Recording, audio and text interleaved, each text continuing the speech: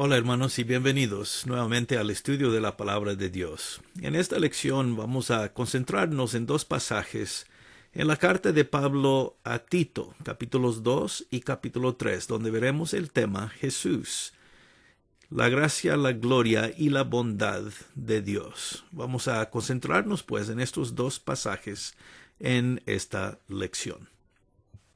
El primero pues es Tito capítulo 2. Versos 11 al 14.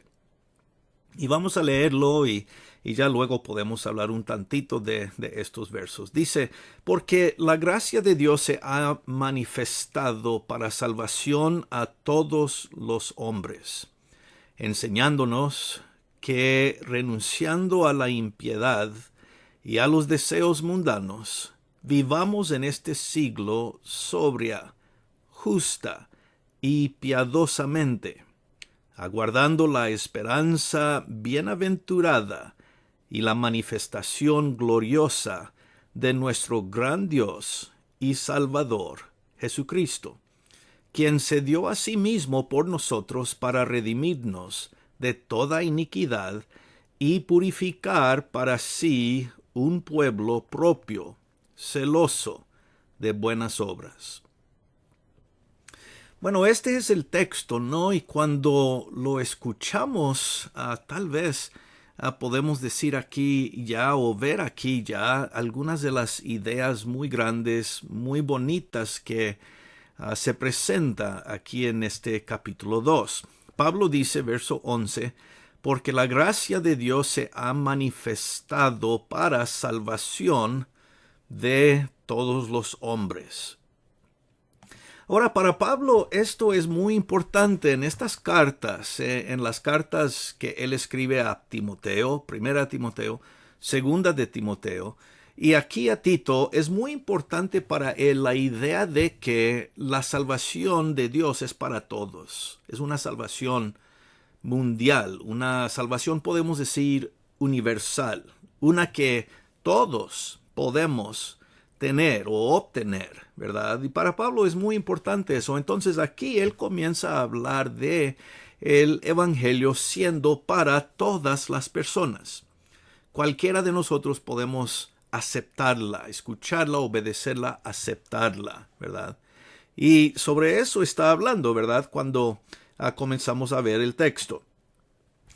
Se ha manifestado la salvación de todos los hombres, para todos, la gracia de Dios, ¿verdad? Y una vez más, cuando él lo pone de esta forma, la gracia de Dios se ha manifestado. Lo que él está diciendo es que, bueno, Jesús es la gracia de Dios, porque ¿cómo se manifestó la gracia de Dios? Por medio del Señor Jesús. Cuando Jesús vino a este mundo por primera vez, nació como ser humano, comenzó a vivir su enseñanza, su ministerio, su muerte, su resurrección, todo. Esta es la gracia de Dios. La primera venida de Jesús, pues, es la manifestación de la gracia de Dios. Podemos decir que Jesús es la gracia de Dios, manifiesta, ¿no? Y cuando Él vino, pues la salvación se abrió para todo hombre, toda mujer, toda persona, ¿verdad? Esa es la idea que está comenzando a decir. ¿Y qué más? Acerca de esta gracia dice verso 12, enseñándonos que renunciamos la impiedad y los deseos mundanos. Entonces, por una parte, rechazamos las cosas del mundo y ahora queremos vivir en este siglo, dice verso 12, sobria, justa y piadosamente. Entonces la idea es que una vez que hemos aceptado la gracia de Dios, una vez que hemos obtenido la salvación, rechazamos cierta forma de vivir, la vida mundana de antes, las cosas que hacíamos antes, que ya no hacemos, ¿verdad?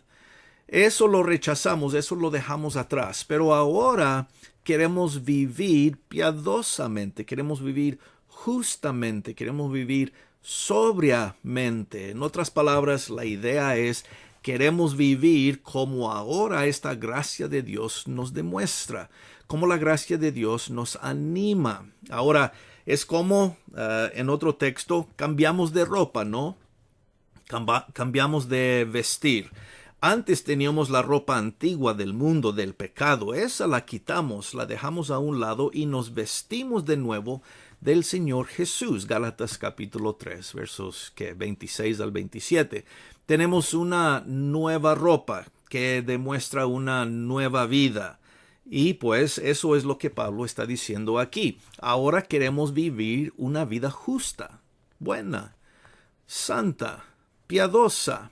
Claro, nunca seremos perfectos en nuestra vida, pero es nuestro deseo, ¿verdad? Queremos esforzarnos para vivir de esta manera porque hemos encontrado la gracia de Dios, hemos encontrado a Jesús. Entonces, porque hemos encontrado la gracia, eso merece un cambio en nuestra forma de vivir, ¿verdad? Y ese es el punto aquí de Pablo.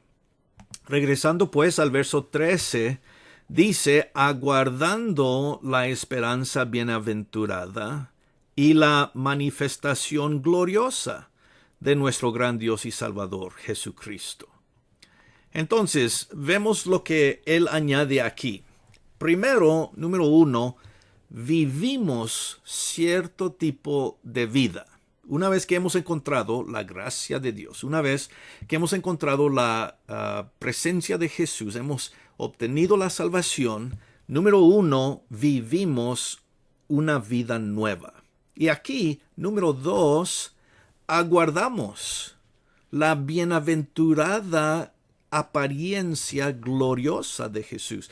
Entonces, si podemos darles números, número 1 sería vivir una nueva vida. Número 2 aquí es esperar y aguardar la esperanza que tenemos de la segunda venida de Jesús. Entonces, en parte podemos decir que vivimos y esperamos.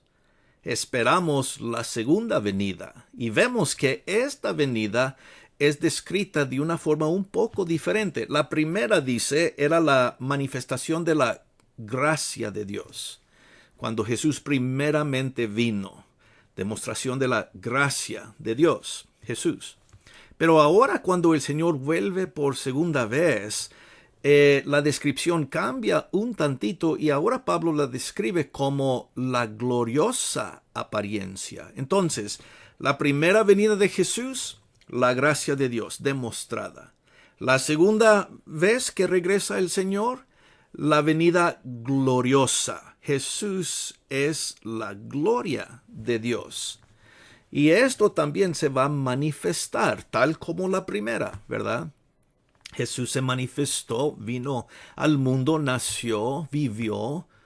Lo podemos ver. Juan dice en 1 de Juan capítulo 1, lo que pudimos ver y tocar, lo que hemos oído, ¿verdad? Esto les proclamamos tocante la palabra de Dios.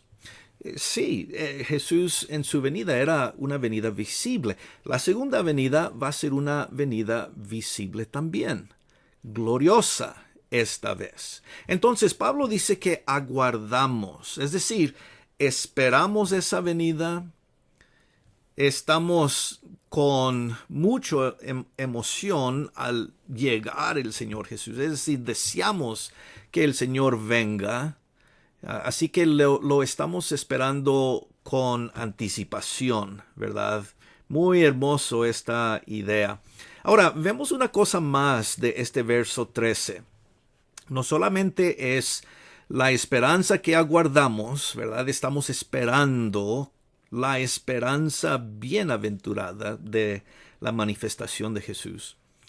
Pero vemos cómo lo describe. Es muy interesante. Verso 13, la última parte, la manifestación gloriosa de nuestro gran Dios y Salvador Jesucristo. Ahora, miren cómo se traduce aquí. Nuestro gran Dios y Salvador Jesucristo. Algunos dicen o piensan, ¿verdad?, que ese verso debe ser traducido como mencionando a Dios el Padre y al Señor Jesús, ¿verdad? La esperanza que tenemos es que veremos a nuestro Padre y a nuestro Señor Jesucristo. Y ciertamente va a ser así. Claro, cuando el Señor vuelva por segunda vez, nos encontraremos finalmente con el Padre. De eso es cierto. Pero aquí en este verso parece más que en el idioma original lo que se está diciendo. Pablo está diciendo que Jesús es Dios y nuestro Salvador. En otras palabras, el verso aquí parece que está afirmando más estas dos cualidades, estos dos nombres o títulos de Jesús. Entonces, veámoslo otra vez. Verso 13, aquí al final. Jesús es nuestro gran Dios y Salvador. En otras palabras, los dos títulos se aplican a Jesús. ¿Quién es Jesús? Según este verso, Jesús es nuestro gran Dios y Salvador. Ahora, los diferentes comentaristas pues difieren en quién cree de una forma, quién de otra, ¿verdad? Algunos dicen, bueno, se está hablando del Padre y de Jesús, pero otra vez, estudiando el griego, el idioma original, los dos títulos se aplican a Jesús, lo cual nos indica que este es uno de esos pasajes centrales en que se demuestra la deidad, se afirma la deidad, la divinidad de Jesús, tal y como es el Padre. Jesús es Dios, tal y como el Padre es Dios. Y pues eso es muy importante, ¿verdad? Esa idea de que el Señor es deidad, divinidad, así como el Padre lo es. Muy importante este texto por esa razón. Ahora, siguiendo al verso 14, dice, ¿quién se dio? Hablando más de Jesús, verso 14, quien se dio a sí mismo por nosotros para redimirnos de toda iniquidad y purificar para sí un pueblo propio celoso de buenas obras. Siempre cuando Pablo menciona al Señor Jesús, pues no muy después va a hablar de su salvación, de su obra redentora. Y aquí dice, se dio a sí mismo por nosotros para redimirnos, ¿verdad? Comenzó esta sección hablando de que ya no estamos en esa vida antigua y ahora estamos en una vida nueva, ¿verdad? Y aquí regresa esa idea, el sacrificio de Jesús. La salvación, pues, de todos nosotros fue lograda en la cruz y de esa forma Jesús nos redimió. La palabra significa comprar de nuevo. Redimir significa pagar un precio para volver a obtener algo que era de nosotros en primer lugar. Así que, como otros textos nos dicen, Jesús pagó con su sangre para poder redimirnos. Somos comprados por la sangre de Jesús. Una idea muy hermosa, ¿verdad? En otros textos. Aquí es la misma idea. Pero lo importante, una vez más, es el objetivo de esta redención. ¿Por qué nos compró el Señor Jesús? Para salvarnos, claro. Pero veando otra vez este pasaje, la última parte, para adquirir un pueblo, para purificar un pueblo para sí mismo. Jesús quiere que seamos su pueblo y celoso de buenas obras. Y ahí está, esa última parte del verso 14 refleja otra vez el pensamiento del Señor Jesús, de Pablo también aquí, de que nuestra vida es para vivir y hacer buenas obras. ¿Por qué es importante eso? Pues siendo un pueblo de Dios, aquí en la tierra queremos vivir una buena vida. Las obras ya son diferentes, ya no son las antiguas, ahora son buenas obras, ¿verdad? Entonces, esto es lo bonito aquí. Muy bien, entonces este pasaje muy hermoso, ¿verdad? En un momento pues podemos hablar de el otro, pero si tienen algún pensamiento o comentario pues pueden dejarlo y podemos hablar un poquito de eso, mientras pues yo tomo un poquito de café. Ok, capítulo 2, pues un pasaje muy hermoso, ¿no? Merece mucha más atención, es un pasaje que nos anima y por eso, pues, en parte quería mencionarlo por esta razón. Vamos al segundo texto. Y este se encuentra en el capítulo 3. De igual forma, un texto muy, muy hermoso. ¿Qué vimos en el primero? Tres cosas. Una, que vivimos cierta forma de vida, ¿verdad? Ahora que hemos encontrado la gracia de Dios al Señor Jesús. Dos, aguardamos la esperanza. Esperamos mientras que estamos viviendo la manifestación segunda del Señor Jesús, ¿no? Y ahora, pues vivimos de una forma, número tres, que es de buenas obras. Hemos sido purificados, limpiados, y pues ahora vivimos de una forma para glorificar a nuestro Señor y Salvador por la vida santa que vivimos, la vida buena. Ahora, el capítulo 3 es el siguiente verso 4, o la siguiente sección, verso 4 al 7. Dice, pero cuando se manifestó la bondad de Dios, nuestro Salvador, ven cómo Pablo describe esta primera venida de Jesús otra vez. Primero, que era la gracia de Dios. La segunda venida, ¿cómo será? La venida gloriosa de Dios. Aquí, ¿cómo es? La bondad de Dios. Jesús es la bondad de Dios, nuestro Salvador. Y su amor para con los hombres nos salvó, no por obras de justicia que nosotros hubiéramos hecho, sino por su misericordia, por el lavamiento de la regeneración y por la renovación en el Espíritu Santo, el cual derramó en nosotros abundantemente por Jesucristo nuestro Salvador, para que justificados por su gracia viniésemos a ser herederos, conforme a la esperanza de la vida eterna. Bueno, otra vez un pasaje tan hermoso, ¿no? Un pasaje muy fuerte, podemos decir. Vamos a ver esto un poco más de cerca, ¿no? Verso 4, se manifestó la bondad de Dios, nuestro Salvador. Ahora sí, en este verso, el verso 4, sí afirma Pablo que Dios es nuestro Salvador, la bondad de Dios, nuestro Salvador. En estas cartas, este es un pensamiento igual muy interesante. Pablo describe a Dios como el Salvador.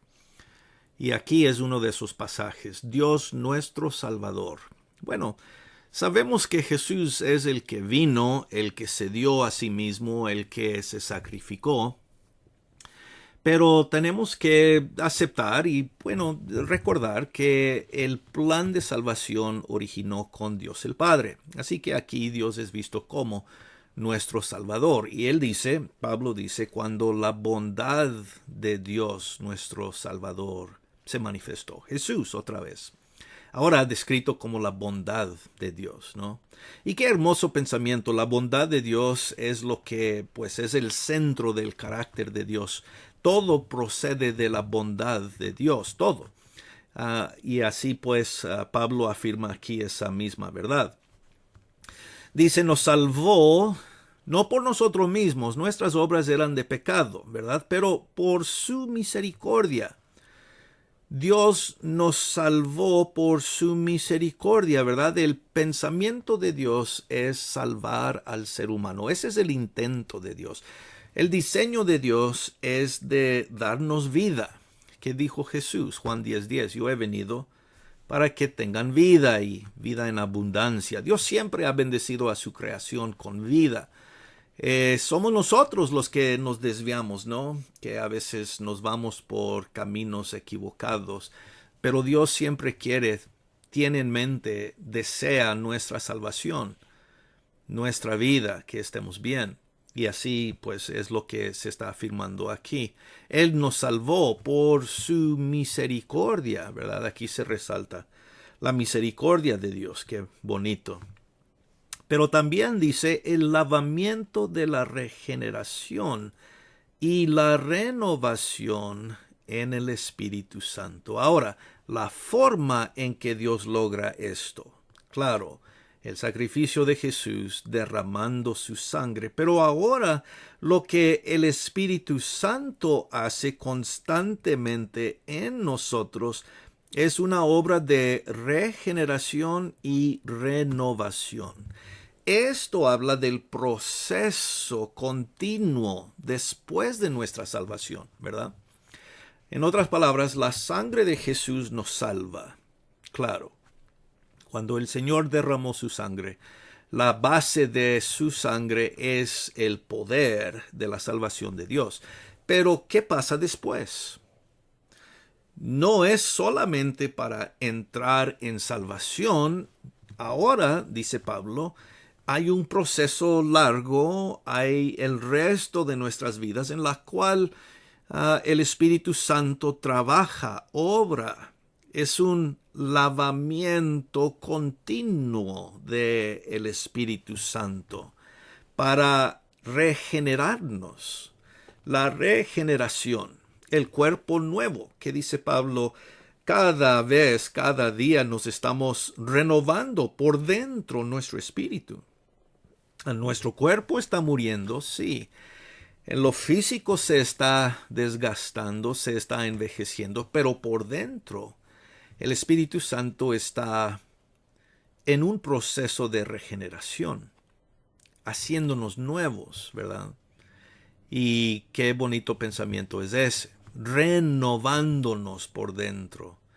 Así que este es el proceso continuo al que se refiere Pablo aquí, el Espíritu Santo continuamente en esta obra de regeneración y renovación. Y cuando Pablo habla del Espíritu Santo, vemos lo que dice en el verso 6, el cual derramó en nosotros abundantemente por Jesucristo nuestro Salvador. Ahora, varias cosas en este verso 6. Jesús también es nuestro Salvador, ¿verdad? Aquí lo afirma verso 6. El Padre es nuestro Salvador, verso 4. Los dos, en verdad, ¿verdad? Son Salvador, el Espíritu Santo renovándonos. Pero lo especial de este verso 6 es que cuando Él dice, el cual derramó en nosotros abundantemente, esa es la parte interesante porque esto afirma lo que dijeron los profetas tantos años atrás siempre. Que Dios un día iba a enviar su Espíritu, que Dios un día iba a enviar y derramar su Espíritu sobre toda carne, ¿verdad? Pasajes como Joel, capítulo 2 y otros donde se habla, ¿verdad? Jeremías también, incluso 31, hablando del nuevo pacto. El día vendrá cuando Dios enviará su Espíritu Santo y, dice Pablo, eso ya sucedió. En Jesús, nuestro Señor, viene el Espíritu Santo. Y si sabemos algo de Pablo, las escrituras de Pablo, esto siempre es lo que para él es lo más importante. El Espíritu Santo, la obra que el Espíritu hace dentro de nosotros es central para Pablo, siempre. Y pues aquí lo vuelve a repetir, ¿verdad? El Espíritu entra en nosotros, llega a nuestras vidas, porque Jesús lo envía para todos aquellos quienes somos salvos, quienes hemos sido salvados, ¿verdad? Y el Espíritu sigue renovándonos, transformándonos, regenerándonos por dentro para ser una nueva creación en Dios. Esa es la idea. Entonces el Espíritu ha venido porque Jesús ha venido. Qué bonito, ¿no? Finalmente el verso 7 dice, para que justificados por su gracia, esta es la forma de resumir todo lo que él ha estado diciendo, ¿verdad? Para que justificados por su gracia viniésemos a ser herederos, conforme a la esperanza de la vida eterna. Bueno, ahí está. Mientras que estamos en esta vida, mientras que estamos siguiendo adelante en esta vida, el Espíritu Santo nos va transformando, regenerando, renovando, y pues esperamos, finalmente, somos herederos de cosas aún más grandes de las que hemos visto aquí. Yo me pongo a pensar en esto, hermanos, si Dios nos ha dado tanta bendición ya, si nosotros hemos recibido tantas bendiciones espirituales en Jesús ya, ¿cómo será? ¿Cómo será la parte final? En otras palabras, ya cuando Jesús vuelva por segunda vez, ¿cómo será eso? Todo lo que Dios nos va a dar, todo lo que vamos a gozar, finalmente, completamente, somos herederos de promesas muy grandes, ¿no? Esa es la verdad. Así que Pablo termina este pasaje hablando acerca de esta esperanza, la vida eterna la vida que nunca se va a acabar, una vida que pues es caracterizada por nuestra presencia con Dios. Somos herederos de eso, ¿no? Y bueno, buena razón para seguir esperando en la manifestación de nuestro Señor. Mientras estamos en esta vida, ¿qué hacemos? Vivimos una vida santa, piadosa, una vida buena, buenas obras. Pero ¿qué más? Esperamos, aguardamos la venida final del Señor Jesús. Es algo que tenemos esperanza para ver. Esperanza porque somos herederos. Esperanza porque cuando eso sucede, pues entonces todos nosotros vamos a estar con Dios finalmente, para siempre, vida eterna, ¿no? Entonces, no sé de ustedes, pero estos dos pasajes bíblicos los veo como muy importantes para reafirmar nuestras vidas espirituales, ¿no? Y porque están en esta carta de Pablo a Tito, a veces nos olvidamos que estos pasajes están aquí, o si no nos olvidamos, por lo menos no los mencionamos tanto. Son poderosos, debemos venir a estos pasajes regularmente, porque hay tanto bonito aquí que Pablo dice, ¿verdad? Espero que esto pues sea de ánimo para nosotros, ¿verdad? También. Bueno, hermanos, hasta la próxima lección. Espero que todos estén muy bien, reciban un gran saludo, un abrazo como siempre, y como decimos, gracia y paz.